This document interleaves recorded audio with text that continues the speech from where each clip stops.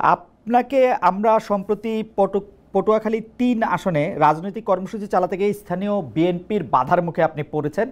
বাধার মুখে পড়ার পরে আপনার সাথে কথোপকথন আইন শৃঙ্খলা বাহিনীর, সেটা আমরা দেখেছি। সেটার ক্ষেত্রে আইন শৃঙ্খলা বাহিনীর অনুরোধের ক্ষেত্রে আপনাকে আমরা এক ধরনের এই শব্দটা আমি একটা ড্যাশ রাখলাম, ওই শব্দটা আপনি একটু বসায় নিয়েন। ওইটার মধ্যে থেকে আপনি তাদেরকে মানে তাদেরকে বুঝাতে চেয়েছেন যে আপনি যেইভাবে বলবেন সেইভাবেই তাদের চলতে হবে। মানে এক পর্যায়ে আমরা অসহায় দেখতেছিলাম আইন শৃঙ্খলা পরিস্থিতির, যে আইন শৃঙ্খলা বাহিনীর লোকজনরে।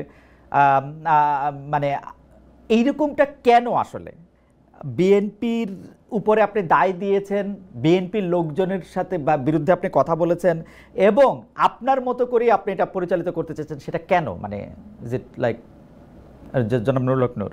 না না, এখানে আমার আমার মনে হয় যে প্রথমত হচ্ছে আমি আপনাদেরকে ধন্যবাদ জানাই, শামীম ভাইকে, দর্শকদেরকে শুভেচ্ছা। যে আপনি হয়তো পুরো ঘটনাটা জানেন নাই, যেটা হচ্ছিল আমি আমার বিশেষ করে এখানে পুরনো ঘটনা একটু টানতে হবে। বিএনপি তার মিত্রদের মধ্যে 6 জন জাতীয় নেতার এলাকায় চিঠি দিয়েছে বিএনপির স্থানীয় বিএনপিকে, তাদের এলাকায় তাদেরকে সহযোগিতা করার জন্য, যদি এটা অফিসিয়ালি আলাপ আলোচনার মাধ্যমে আমাদের সাথে হয় নাই। তো আমি লক্ষ্য করেছি যে সেই চিঠি দেওয়ার পর থেকেই, বিশেষ করে গত বছর এই 5ই আগস্টের পরে সেপ্টেম্বরে যখন আমি এলাকায় যাই, প্রথমে আমার জেলায় একটা প্রোগ্রাম ছিল সম্ভবত সেপ্টেম্বরের শুরুতে, সেই সমাবেশে আসার পথেই আমার লোকজনের গাড়ি ভাঙচুর করে সেখানকার বিএনপির আপনার স্থানীয়ভাবে মনোনয়ন প্রত্যাশী ঢাকা বিশ্ববিদ্যালয় ছাত্র দলের সাবেক সভাপতি জনাব হাসান মামুন সেই গত বছরের সেপ্টেম্বর থেকে শুরু করেছেন।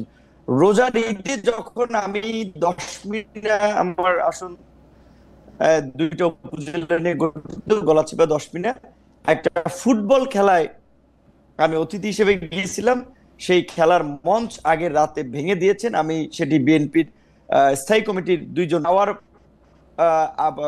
পরেই আমার বেশ কয়েকজন লোকজনকে আমি স্পটে থাকা অবস্থায় হামলা করেছে। এবং সেদিন যে আপনারা ঘটনাটি সোশ্যাল মিডিয়াতে দেখেছিলেন, আমি গিয়েছিলাম বিএনপিরই সাবেক এক নেতা, তিনি মৃত্যুবরণ করেছেন, শেষে আমার সাথে কাজ করেছেন। তো তার একটা স্মরণ সভায়, সেই স্মরণ সভা থেকে ফেরার পথে সেখানে প্রায় আপনার 3 কিলোমিটার রাস্তায় মাঝখানে কিছু বাজার আছে, বাজারে জনাব হাসান মামুনের সমর্থিত লোকেরা রাস্তায় গাছ ফেলে রামদা, বগি, চাপাতি, অস্ত্র সহ অবস্থান নিয়েছেন যে তারা এখানে গেলে আমাকে হত্যা করবেন বা আমার লোকজনের উপরে অ্যাটাক চালাবেন। তখন আমি সেটি পুলিশকে জানাই, পুলিশ আসে, প্রথমে এসপি পুলিশ পাঠায়, 2 গাড়ি পুলিশ পাঠায়, পুলিশ এসে হয়তো তারা রিপোর্ট করে এবং আমাকেও জানায় যে ভাই এখানে হাসান মামুনের যে লোকজন তাদের যে প্রস্তুতি, আমরা কিছু করতে পারবো না, আপনি উপরে কথা বলেন। তার মানে উপরে কথা হলো, ওসি বলছে, আমি বুঝছি, তাহলে কি করতে হবে। আমি তখন পটুয়াখালীর সেনাবাহিনীর দায়িত্বে তাদেরকে জানালাম। তারাও 4 গাড়ি আসছে, পুলিশ 2 গাড়ি, সেনাবাহিনীর 4 গাড়ি, 6 গাড়ি আসার পরেও তারা আমার সাথে পার্সোনালি আলাপ করতেছিল, বলছে ভাই তাদের যে প্রস্তুতি, এখানে তারা রাস্তার পাশে ইট নিয়ে অবস্থান করছে, তাদের হাতে দেশীয় অস্ত্রশস্ত্র, আমরা এখানে কতজন লোক, আমরা এই আপনাকে এখান থেকে এই পথ দিয়ে নিয়ে যেতে পারবো না, আপনি বরঞ্চ অন্য পথ দিয়ে চলে যান। আমি বলছি কোথায় যাব? তারা বলছে আপনি উপজেলা শহরে যাবেন না, আপনি জেলা শহরে যান। বলছে আমার বাড়ি উপজেলায়, আমি কেন উপজেলায় যাব, এই জায়গাটুকু আমি কেন জেলাতে যাব? এই জায়গাটুকু আমি যাই নাই। আমি এই জায়গাটুকু দেখতেছিলাম নূর। আমি কিন্তু ঘটনা আমি সেটা বলছি, আমি শেষ করছি, আমি যেটা বলবো, জি বলেন। হ্যাঁ আমি বলছি যে শুনেন, যখন রাত্র আপনার 2:15 বাজে, 2:15 রাত্র, তখন পর্যন্ত তারা আমাকে বিকল্প পথে পাঠাতেছে। আমি বলছি কেন, আপনারা এই আর্মি আসছেন, পুলিশ আসছেন, নির্বাচন হয় নাই, এখনই যদি এইভাবে পরিস্থিতি হয়, আপনাদেরকে জিম্মি করে, আপনারা যদি বিএনপির অনেক গ্রুপ আছে, এখানে বিএনপি একটা বড় দল, সাবেক এমপির গ্রুপ আছে, অন্য আরো নেতা আছে, এখানে একটা গ্রুপের লোককে যদি আপনারা কন্ট্রোল করতে না পারেন, আমি একটা জাতীয় নেতা, একটা দলের সভাপতি, এখানে বিএনপিও তার নেতা কর্মীদেরকে অফিসিয়ালি চিঠি দিয়ে আমাকে সহযোগিতা করতে বলেছে, সেখানে বিএনপির একটা ছোট্ট গ্রুপ, তাদেরকে আপনারা এই নিবৃত্ত করতে পারবেন না, তাহলে আপনাদের নিরাপত্তার দরকার নাই, আমি বাসি মরি, আমি আমার মতো যাই। যেই কারণে তখন আমি ওনাদের সাথে কথা বলে আমি আমার মতো রওনা দিয়েছিলাম। তো যাই হোক, মাঝপথে আবার আমাকে প্রশাসনের কর্মকর্তারা ফোন দিয়েছে, ভাই আপনি চাই না, আপনার নিরাপত্তা আগে, আপনার কিছু হয়ে গেলে সেটা পরে আপনি একটু ধৈর্য ধরেন। তখন আমি একটু ছোট করে দিয়েছিলাম। আমি একটু ছোট করে বলি নূর, এইটা তো আপনি জাতীয় নেতা, আপনি একটা জায়গায় যাইতে চাইতেছেন, আপনি প্রশাসন এবং আইন শৃঙ্খলা বাহিনীর সাহায্য চাইছেন, প্রশাসন এবং আইন শৃঙ্খলা বাহিনীর সাহায্য ওরা এসে দেখছে যে অনেকগুলি এখানে লোক সমাগম আছে এবং তারা যদি আপনাকে সেখানে এসকর্ট করে নিয়ে যাইতে হইতো বা তারা আপনার সঙ্গে যাইতে হইতো, তাহলে হয়তো অনেক হানাহানি হতাহতের ঘটনা ঘটতে পারতো। সেইটা এড়ানোর জন্য তারা আপনাকে খুবই বিনীতভাবে অনুরোধ করছে যে আপনি ঘুরে এই রুটটা আপনি এই মুহূর্তে ব্যবহার করেন না। এইটা আপনি তখন আমাকে জেলা উপজেলা শহর থেকে ছেড়ে জেলা যেতে বলছে, আমার উপজেলা থেকে ওই পথটা ব্যবহার করতে না বলছে, ওই পথটা আমি কেন পালিয়ে যাব? ওই পথটা ব্যবহার করতে আমার উপজেলা শহর থেকে আমি পালিয়ে জেলায় যাব? আপনার কাছে কি মনে হয়, আপনি আর্মি পুলিশের কাছে, জনাব নূর, আপনি কি আর্মি বা পুলিশের কাছে এই দাবি জানাতে চাইছিলেন যে আপনি ওইখান দিয়েই যাবেন এবং দরকার হলে 10টা 20টা 50টা গুলি করে মেরে তারপরেও যাবেন, মানে এই গত সরকারের আমলে হাসিনা সরকার যা করেছে? না, এখানে তো মারামারির তো কোনো কেস হয় না। ওনারা যদি জাস্ট সিম্পল ভাবে যদি ওদের সাথে কথা বলে বলতো যে এখানে তারা যাবে, আপনারা এখানে পথটা ছেড়ে দেন, কারণ আমার তো রোধ করার তাদের অধিকার নাই।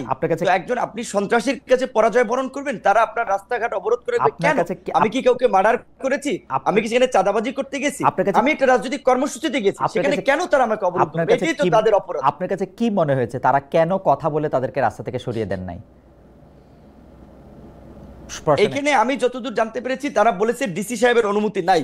যেটা আমি বলছিলাম, এখানে জনাব হাসান মামুন ছাত্র দলের নেতা ছিলেন, ডিসি হচ্ছে তার কর্মী ছিলেন বোধহয়, এবং জনাব হাসান মামুনের ওয়াইফ একজন ডিসি, তিনি বগুড়াতে বর্তমানে ডিসি আছেন। তো তাদের কলিগ, সেই সুবাদে ডিসি সাহেব, আমি এর আগেও গত ঈদের সময় আমি এটা এই কমিটির যারা কাজ করে তাদেরকে অভিযোগ করেছিলাম। আমি সার্কিট হাউসে ছিলাম, আমি একটু বলি, আমি সার্কিট হাউসে ছিলাম, আমার রুমের কথোপকথন গোপনে ভিডিও করে ডিসি হাসান মামুনের কাছে পাঠিয়েছি। ডিসি সাহেব অনুমতি না দেওয়ায় পুলিশ ওখান থেকে আমাকে, তারা উপজেলা শহর থেকে ছেড়ে আমাকে জেলা শহরে চলে যেতে বলছে, যে এলাকায় তখন একটা বার্তা ছড়াবে যে বিপিনুর পালিয়ে গিয়েছে বা হাসান মামুনের কর্মীদের তোপের মুখে এলাকায় থাকতে পারেনি।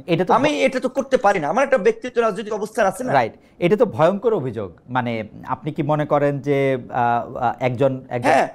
একজন মানে বর্তমানে যিনি চেয়ারে বসে আছেন, কর্মরত জেলা প্রশাসক, আপনাকে সার্কিট হাউসের রুমে আপনার অজান্তে ভিডিও করে সেটি আবার আরেকজন রাজনীতিবিদের কাছে দিয়েছেন, এই অভিযোগ আপনি করছেন, তো ভয়াবহ অভিযোগ। কিন্তু আমার প্রশ্ন হচ্ছে যে আপনি কি এখনো মনে করেন যে রেজওয়ানা, আপনি আসিফ নজরুল স্যার, উপদেষ্টা আসিফ নজরুল, রেজওয়ানা, সালেউদ্দিন সাহেব, 3 উপদেষ্টা, জনপ্রশাসক মোখলেস সাহেবকে আমি গত ঈদে, ক্যাবিনেট সেক্রেটারিকে, সবাইকে আমি অবহিত করেছি বিষয়টি। এবং এই ডিসির মূলত আশকারাতি, তারা আমাকে এলাকায় একটা অপদস্থ করতে চেয়েছে, রাজনৈতিকভাবে আমাকে পরাজিত করতে চেয়েছে, মানুষের কাছে ছোট করতে চেয়েছে, এবং এর সাথে ডিসির একটা ইনভলভমেন্ট আছে, যেই কারণে তখন আমি প্রশাসনের আরো উপরে কথা বলেছি যে আমাকে যেন এইখান থেকে যাওয়ার একটা ব্যবস্থা করে দেয়। আমি কেন আমার উপজেলা শহর ছেড়ে আমি জেলা? আমি বুঝতে পারছি। তার মানে কি এই যে এই পাওয়ার গেমটা চলতেছে, আপনি কি মনে করেন যে হাসান মামুন সাহেব যার বিরুদ্ধে আপনি অভিযোগ করছেন, উনি কি বিএনপির হয়ে পাওয়ার প্র্যাকটিস করছেন, নাকি উনার নিজস্ব যোগাযোগের মাধ্যমে, উনার স্ত্রীর কথা বললেন, অন্য যোগাযোগের কথা বললেন, এটা কি বিএনপির কে আপনি অ্যাকিউজ করছেন? এখন যেহেতু ধরেন, এটা আপনি জানেন, বিএনপি আওয়ামী লীগের মতো দলগুলোতে পদে থাকলে নেতার পিছিয়ে মৌমাছির চাকের মতো লোক থাকে, পদে না থাকলে 5 জন লোক তার পিছনে হাঁটে না। তো তিনি যে কেন্দ্রীয় নির্বাহী কমিটির সদস্য, সেই সুবাদে তিনি মনোনয়ন চান, এলাকায় একটা গ্রুপ তার পক্ষে আছে, তো স্বাভাবিকভাবে তিনি তার রাজনৈতিক পদবি ব্যবহার করি। এবং আমি আপনাকে এইটুকু বলি, এই ঘটনা ঘটবে এটা আমি যখন জানতে পারি, আমি দুপুরবেলা, আমি আপনার এখানে নাম না বললাম, বিএনপির একজন স্থায়ী কমিটির সদস্যকে জানিয়েছিলাম যে এলাকায় এই পরিস্থিতি ঘটবে এবং হতাহতের পরিস্থিতি ঘটতে পারে, কাজেই আপনারা তাকে থামান। আমি আমার এলাকায় প্রোগ্রাম করতে পারবো না, আওয়ামী লীগ আমলেও তো আমাকে এইভাবে বাধা দেয়নি। এমনকি ওই দিন সন্ধ্যায় চর বিশ্বাস, আমার নিজের ইউনিয়ন, সেখানে বাজারের পাশাপাশি 2টো মিটিং হচ্ছিল, বিএনপির একটা মিটিং, আমাদের দলের একটা মিটিং, সেখানে চেয়ার ছোড়াছুড়ি হয়েছে, হাতাহাতি হয়েছে।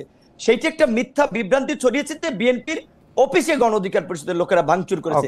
এই অভিযোগ তুলে গলাচিপা 10 মিনিট 2 উপজেলায় আমার 17টি অফিস ভাঙচুর করেছে, রামদা দিয়ে কুপিয়েছে, ব্যানার, ফেস্টুন, পোস্টার গুলো ছেড়েছে। আমি বিএনপির শীর্ষ নেতাদেরকে বলেছি আপনারা একটা নিরপেক্ষ তদন্ত করুন, কিন্তু দুঃখজনক এই গত কয়েকদিনেও এখন পর্যন্ত একটা তদন্ত আমি দেখি নাই। আপনার কাছে কি কিঞ্চিত মনে হয়, জন্মুল নূর, আপনার কাছে কি কিঞ্চিত মনে হয় যে আপনার প্রতি যে বিএনপির ভালোবাসা সেটা একটু কমেছে? হ্যাঁ, হতে পারে, কারণ ধরেন বিএনপি আওয়ামী লীগের মতো বড় দলগুলোতে আওয়ামী লীগের সময় দেখেছেন না, একদিকে নৌকা একজনকে দিয়েছে, আবার স্বতন্ত্র আরেকজনকে দামি ক্যান্ডিডেট দাঁড় করিয়ে দিয়েছে যে তুমি যদি জয়লাভ করে আসতে পারো তাহলে ঘরের ছেলে আমরা ওয়েলকাম। এখন একদিকে হ্যাঁ, রাজনৈতিক মিত্রতার জায়গা থেকে তো বিএনপি আমাকে এই আসনে তারা সহযোগিতা করার কথা বলেছে, আবার দিকে তাদের দলীয় ক্যান্ডিডেটও মাঠে নামিয়ে আমাকে একটা বেইজ্জতি করার জন্য, লাঞ্ছিত করার জন্য বা হামলা মামলা করার একটা পরিবেশ তৈরি করেছে। এবং আমি যতদূর জানি এটা একটা লোকাল এখানে বড় ধরনের একটা গ্রুপ এবং কেন্দ্রীয় কেউ কেউ তাকে সাপোর্ট দিচ্ছে। তো এবং এটা বিএনপির, আমি এইটুকু বলবো, টপ লিডার থেকে শুরু করে সবাই জানে। তো গত বছরের সেপ্টেম্বর থেকে এই পরিস্থিতি চলছে, সেটা তো তারা তো কোনো পদক্ষেপ নেয় নাই, তাহলে তো অবশ্যই এটা বোঝাচ্ছে যে বিএনপির কোনো অংশের সিগন্যাল ওইদিকে আছে, এটা তো বাস্তব।